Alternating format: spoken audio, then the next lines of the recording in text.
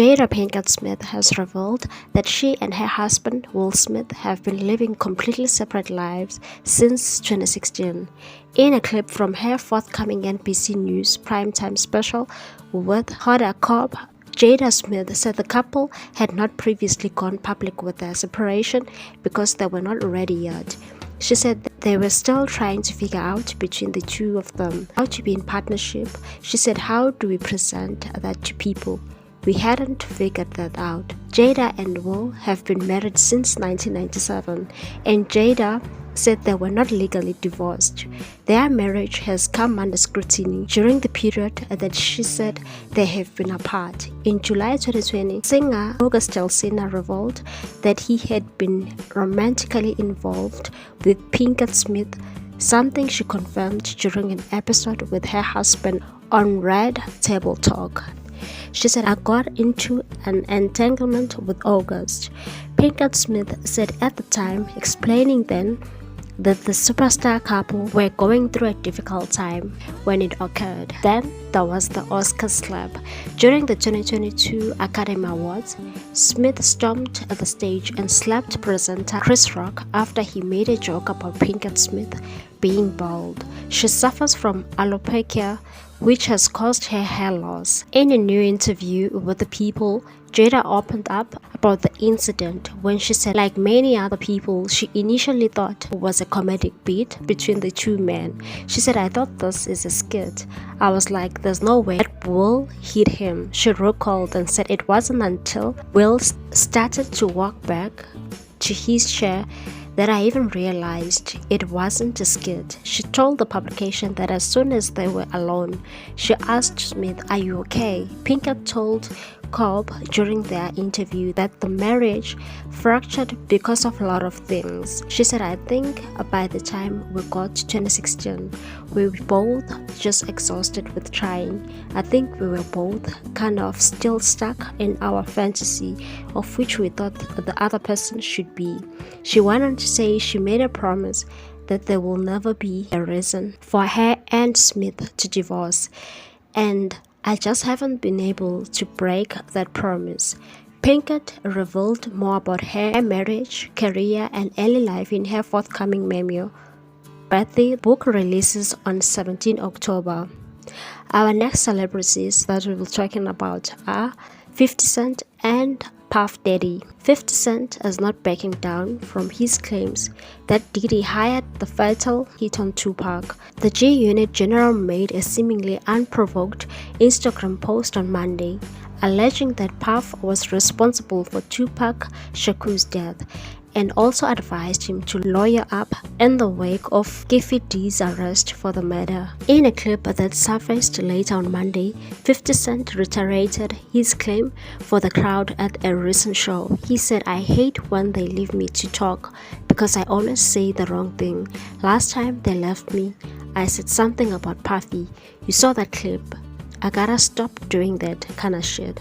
I've been talking to a therapist to try to help me with the shit I've been saying." He continued, "That's some crazy shit on my mind. Maybe I said shit about Puffy because he got Tupac killed." It's unclear if the clip is new or from the same recent show where 50 Cent explained to his laughing audience why he doesn't go to Puffy parties.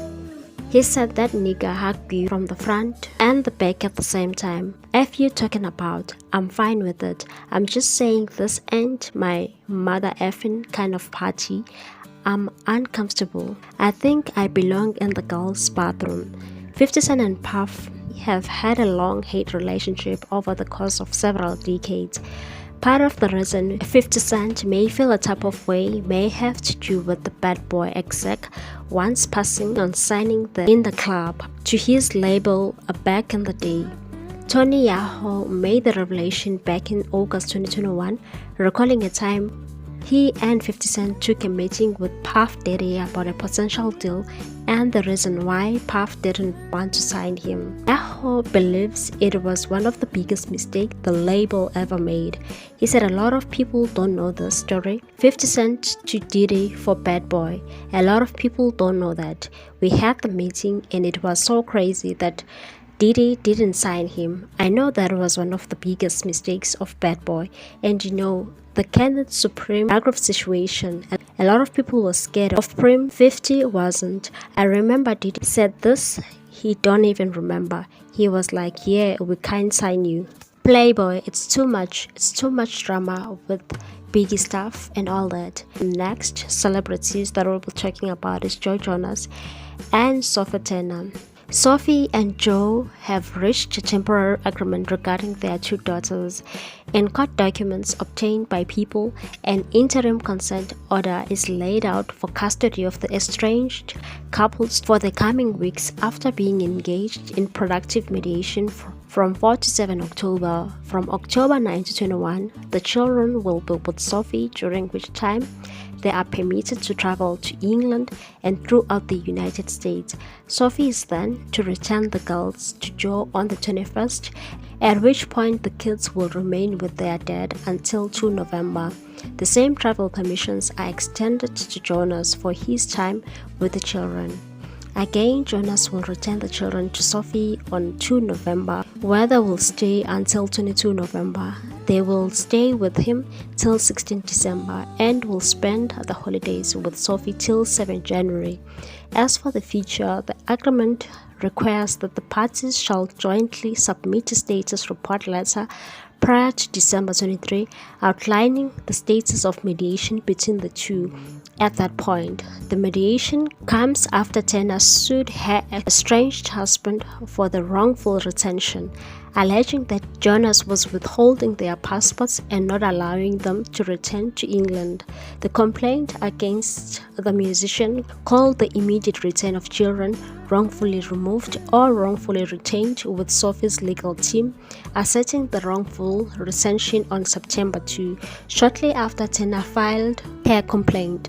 Jonas released a statement disputing her claims and saying that he believed the two had reached an agreement to work on co-parenting plan. A few days later, the pair reached a temporary agreement to keep their two children.